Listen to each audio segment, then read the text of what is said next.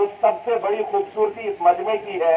आज के इस प्रोग्राम की है, वो ये है कि इसमें सनातन धर्म के मानने वाले भी मौजूद हैं और इस्लाम धर्म के मानने वाले भी मौजूद हैं। ये प्रोग्राम अपने आप के अंदर एक बहुत बड़ा खुशनुमा है और पूरे मुल्क को एक पैगाम है कि हम हिंदू नहीं है, हम मुस्लिम नहीं है, बल्कि as a human, as a इंसान हम सब भले ही कोई वेद को मानता है, कोई रामायण का मानता है, कोई कुरान को मानता है, कोई गुरु ग्रंथ को मानता है, कोई बाइबल को मानता है,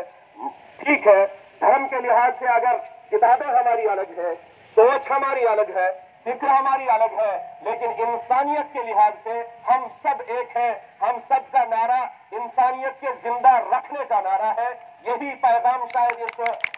प्रोग्राम का भी होगा और यही टॉपिक और मौजू इस प्रोग्राम को दिया गया है, पीस कॉन्फ्रेंस, अमन का पैगाम। क्योंकि मुल्क में रहने के लिए अमन का होना जरूरी है। अगर घर में 5 लोग रहते हैं, उसमें सास ससुर है, उसमें बहू और शौहर है, उसमें भाई और बहन है, लेकिन पांचों में जब तक इत्तिफाक नहीं होगा तब तक वो घर अमन का घर नहीं रहता। और अमन जब ना होगा तो घर उजड़ जाता है, सुकून छिन जाता है, बर्बादी और तबाहियों के दरवाजे खुल जाते हैं। गोया वो घर वाले जिंदा होते होते भी मरने की तमन्नाएं करते हैं, मौत की आरज़ुएं करते हैं। क्यों? सुकून छिन गया है। अल्हम्दुलिल्लाह, अगर इस्लाम के लिहाज से बात की जाए, एज ए मुस्लिम बात की जाए, एज ए मदारिस बात की जाए, एज ए स्कूल बात की जाए, तो मैं इस बात पर फख्र करता हूँ, हम वही तालीम देते हैं और उसी तालीम को फरोग देते हैं कि चाहे हमारे तलबा हो, चाहे हमारे नौजवान हो, चाहे हमारी माएँ बहनें हो, चाहे हमारे मुलाजिमीन हो,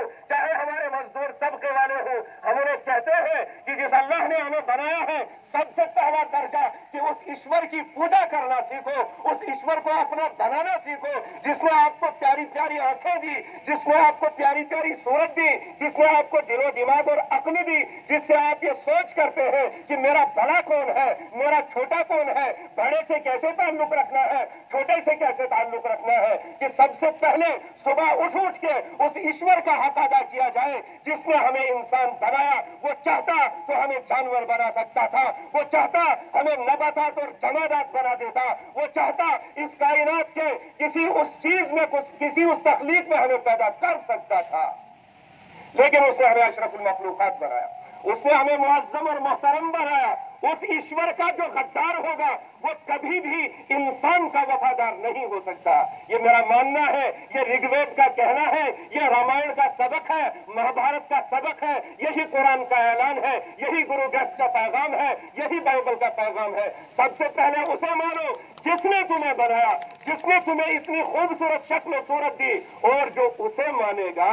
उसे ही दिल में, जिस्म में, दिमाग में ये डर होगा कि उसने मेरे जैसा दूसरे को भी बनाया। इसलिए जिसने मुझे बनाया उसने मेरे रामचंद्र भाई को बनाया, श्यामलाल भाई को बनाया, उसने मेरे ईसाई भाई को बनाया, उसी ने मेरे यहूदी भाई को बनाया, उसी ने मेरे इस देश के अंदर बौद्धिज्म और लिंगाई वाले मानने वालों को बनाया। इसलिए अगर मैं उसे मानता हूँ, जैसा उसने मुझे बनाया वैसा मेरे इस धर्म वाले भाई को बनाया, इसलिए जितने अमन की जरूरत मुझे है, अगर मुझे कोई छेड़ेगा मैं उसे छोड़ूंगा नहीं, इसी तरह मैं भी किसी से नहीं छेड़ूंगा, क्योंकि ये भी मेरा जैसा इंसान है। ये सबक हर धर्म की किताब देती है कि रहना है अमन से रहो, रहना है चैन से रहो, रहना है सुकून से रहो, और उसी धर्म का अगर हम पालन करेंगे तो ये घर जो है अमन का घर रहेगा। अगर उस धर्म का पालन जो होगा वो अलग बात है, दूसरा कानून का पालन होता है।